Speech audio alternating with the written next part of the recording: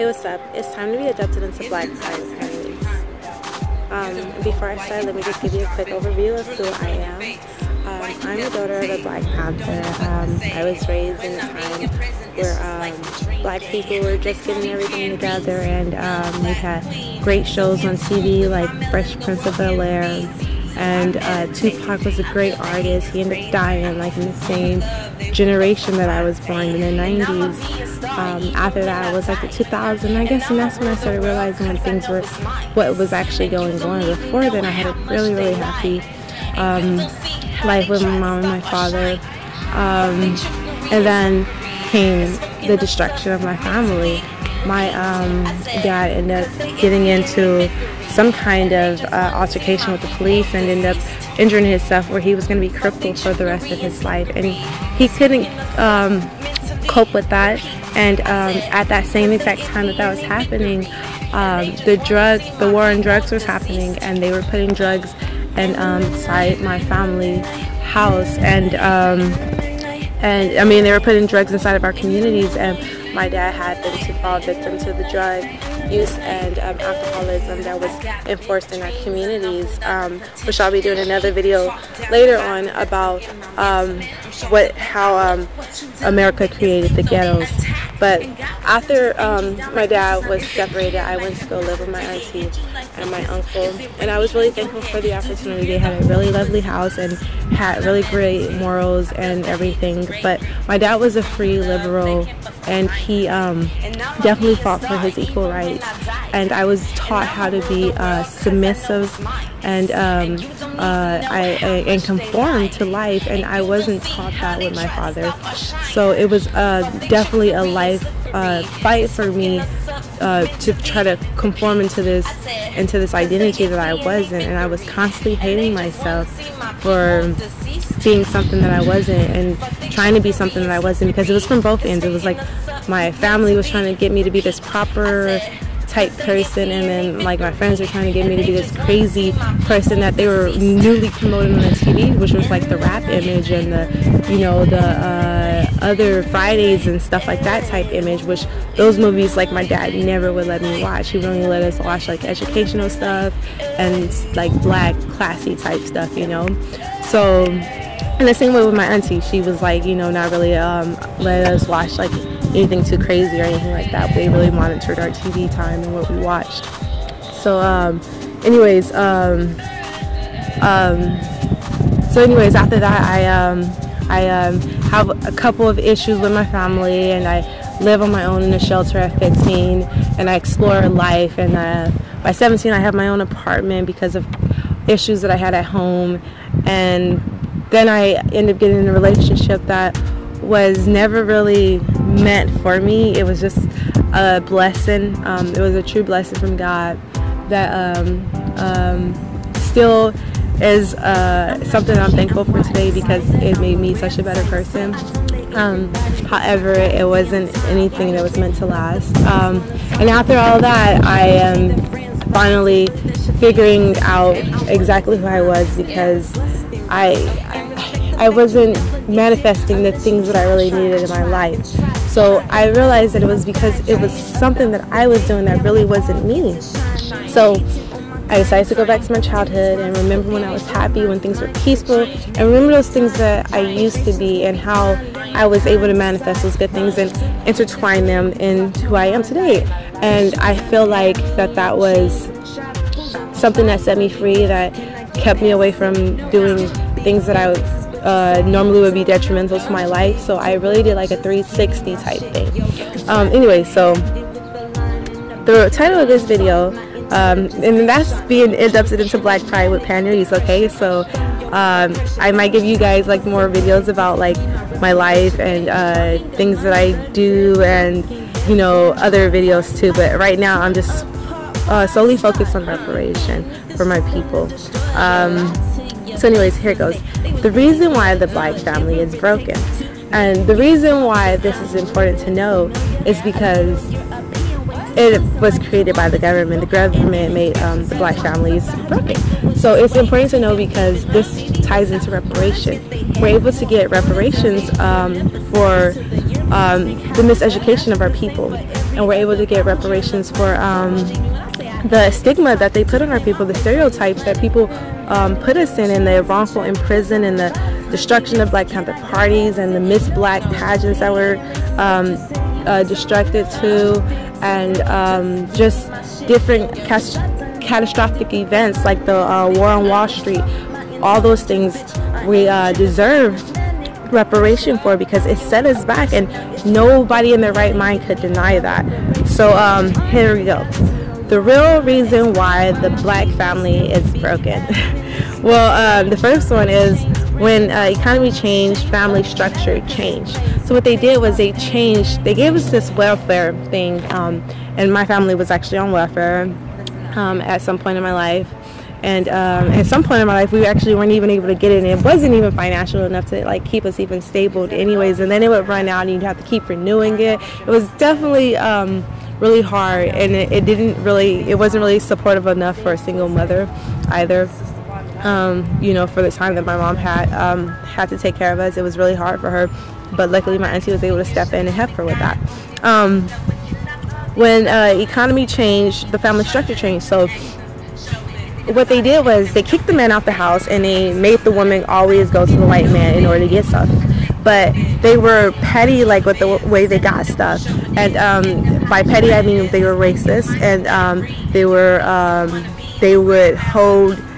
would give more to people who looked a certain way, and they would make people who looked a certain way go to a certain neighborhood, and they would give certain people, well, white people, they would give white people more gifts. And my mom actually told me a story about on Christmas, how when we went to a Salvation Army to go pick up our Christmas gifts one time, and we didn't even celebrate Christmas. We were Muslim, so we don't celebrate Christmas. But we went and just one time to go pick up some Christmas gifts, and like for like the little kids named Sally and stuff like that, they had got grand toys, they had got bicycles and stuff like that. And like the Black kids, we all got like teddy bears and things like that. So it was really my mom said devastating, so devastating that she didn't want to go back. It was embarrassing. It made her mad, frustrated. She wanted to knock things over, and I just could imagine how she felt, because she had all these kids that she really wanted toys for, and then you see one kid getting all these gifts, and then you just recognize the difference in the names, you know, and the difference in the race, or you know, the fact that they have codings in our socials that lets them know what race we are and stuff like that. So anyways, that's one of the things. So when that changed, family structures, when that changed, then the man, you know, he didn't feel like he was a man because he couldn't provide anymore. The woman never needed him to provide, and then that's what really happens. Like, I won't stay with a man because technically if he's not willing to provide for me, then I don't see my point in staying with him. I feel like I can just go and play the field the same way he can. You know, if a man doesn't have the money or the means, or it doesn't want to build with me, then I don't see a point of tying myself with him forever. I only want to tie myself with somebody that I have something to build with, you know. Otherwise I won't settle down. And then that goes into, like, you know, what is a man? Like, a man is a provider, you know. Like, Black men don't know how to be men. Men are providers, and that doesn't mean financially. You can provide in so many ways. If you have talents, if you have skills, if you have an outgoing personality, if you're intelligent, just think of different ways that you can provide opportunities, you know. If you're good at talking to people, if you're good at thinking, you could just provide her a new way of looking at life, you know, and provide her with, you know, support and, you know, looking over her work before she sends it in, or just talking to her, being her counselor, reading books about how to be a better person or a better man in a relationship. That's also, like, you know, providing mental like stability for like women and stuff like that. Like, learn how to be a good man. That's actually providing something for us, you know. Yeah, so like I said, the confusion of the FBI, which destructed, like, you know, the Black Panther parties, which, you know, was part of my dad, and that was his encounter with the police. They were actually targeting him, and you know, just singling the people out in the hood's areas. And that was one reason why we got out of the hood, was because we had so much problems with the police messing with us, that we moved into like a poor white neighborhood, but it wasn't like too much better, and we had to deal with a lot of racism. Like, I grew up in a school where it was like so tiny that all the black people, like the population is so low out here that all the black people sat at one table. And we sat at one table because like all the white kids really didn't like talk to us like that unless we were athletes or like highly like academic or something like that. But we like, if you were just like a regular black kid, like a poor black kid, like there was no way a white kid was going to talk to you, you know. So I grew up in a very racist world, and then blacks and Mexicans were fighting against each other. I don't know what happened. One day I went to school and they were like, it's black against Mexicans, pick a side. And I had black and Mexican friends, so it was really hard for me to pick a side, so I didn't pick. And I had to fight everybody. And so I kept getting kicked out of schools because I would never pick a side, and I would just fight everybody because I was, you know, bad enough like that. Anyways, but so after, when welfare happened, like the percentage of black homes and two-parent homes actually went down. It went from like 95% all the way down to 45% with that. And the Structural Agreement Program, SAP, which opposed African countries of monetary funds in Washington, D.C. Oh yeah, so the people who funded these, there was like different banks that opposed, like, you know, the African parties, and they funded this. And these, I feel like these banks owe us reparation because they funded the destruction of our foundations that are still implemented today. Like they're like the food program, like kids wouldn't be getting free school programs if it wasn't for the Black Panther program. I mean, for the Black Panther Party, like they wouldn't be getting free schools, like, I mean, free food at schools. Kids wouldn't be getting. And also school wouldn't be free if it wasn't for the Black Panther Party. You know, like it was black people who actually made the first public free schools. I mean, like in a good way. Then they go to Africa. Oh yeah, and then what these banks also do is they go to Africa and they lend money, and they change and they charge an interest rate. They go to Africa, these banks, they go to Africa and they charge them an interest rate that they know that they can't pay back, you know, because they control all the funds and the monies in Africa, and they know that these people can't pay them, so they charge them these outlandish interest rates, and that's how they take all their lands and stuff like that and their minerals. And they did the same thing to Africans Americans in here, and they did it because they knew we didn't know how to read at the time. So now that we know how to read, like now we're finding all this out. So you got to also take into the fact that, you know, oh, why hasn't this happened before out of 500 years? Well, we're really like the first generation that's actually able to speak out this, that can't be like discriminated against or hated against because of hate crimes laws. They barely implemented hate crime laws like 50 years ago. So only 50 years ago was it illegal, like they really said it was illegal to murder us. Before then they didn't do anything about it. They just let that stuff happen. So this is really, we're like only free, we're not even free 50 years because we still have other things that we're going through, and we're still fighting. Like black women are just now getting used to like doing their natural hair and this whole natural hair movement. I actually walked into a store one time and this lady asked me, you know, like how long I've been natural for. So, you know, like I talked to her and she was like, I think it's just a phase. I think everybody's gonna go back to being to wearing weaves and stuff like that. And I was like, why would you say something like that? Like, I don't think that's gonna happen. I feel like black women look beautiful in their natural hair, and now that we don't have to wear weaves in order to go into stores and get jobs and, you know, and all that kind of stuff, that we're gonna wear our natural hair. It was at first our natural hair was a problem. Now that it's not a problem, then why wouldn't we? It's a lot more easier to deal with our natural hair than it is to deal with weaves and flat irons. Also, okay, so, you know, and then what the worst thing about these banks, programs that were taxing interest on Africa, the worst thing about them was that, you know, they destroyed Gaddafi's